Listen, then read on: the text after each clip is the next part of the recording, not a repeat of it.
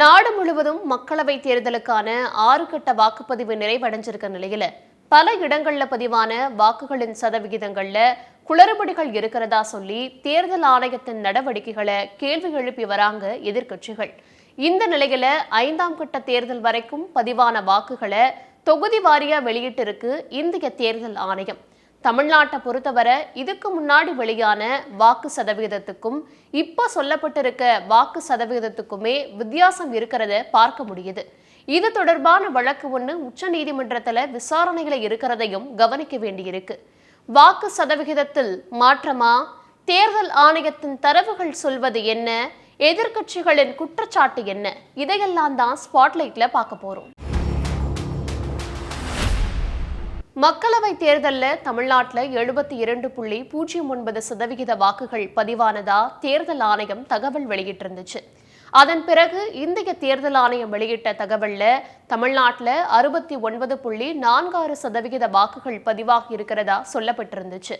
இதை தொடர்ந்து வாக்கு சதவிகிதத்தில் ஏற்பட்ட குளறுபடிகள் தொடர்பா அரசியல் கட்சிகள் கேள்விகளை எழுப்பின நிலையில தேர்தல் ஆணையம் சார்பில் அதுக்கு விளக்கமும் கொடுக்கப்பட்டுச்சு. இது மாதிரியான குளறுபடிகள் நாடு முழுவதும் பல இடங்கள்ல நடந்திருக்கிறதா இந்தியா கூட்டணி கட்சிகள் குற்றம் சாட்டி வரதையும் கவனிக்க வேண்டியிருக்கு.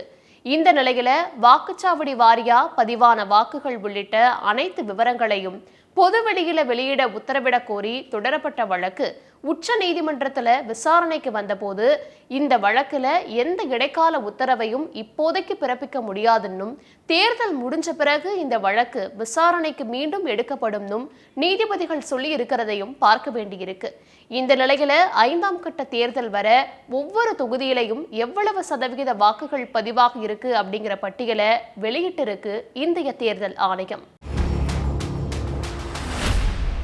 தமிழ்நாட்டில் 69.76% வாக்குகள் பதிவாக இருக்கிறதா இந்திய தேர்தல் ஆணையம் சொல்லியிருந்துச்சு.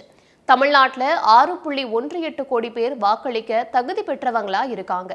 தேர்தல் ஆணையம் வெளியிட்டிருந்த தகவலின்படி தமிழ்நாட்டில் மக்களவை தேர்தலில் 4,31,11,680 வாக்குகள் பதிவாகி இருக்கதா புரிஞ்சுக்கலாம்.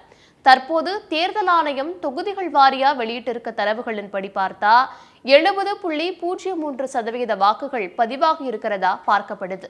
தேர்தல் ஆணையம் முன்பு வெளியிட்ட தரவுகளையும் இப்ப வெளியிட்டிருக்க தரவுகளையும் ஒப்பிட்டு பார்த்தா சுமார் 1,66,860 வாக்குகள் வித்தியாசம் இருக்கிறத பார்க்க முடியுது.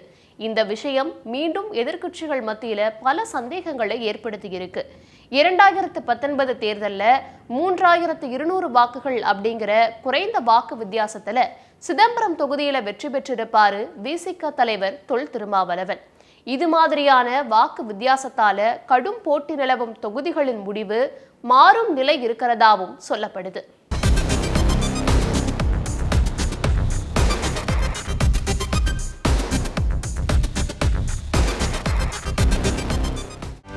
செய்திகளை உடனுக்குடனும் துல்லியமாகவும் தெரிந்து கொள்ள சப்ஸ்கிரைப் பண்ணுங்க.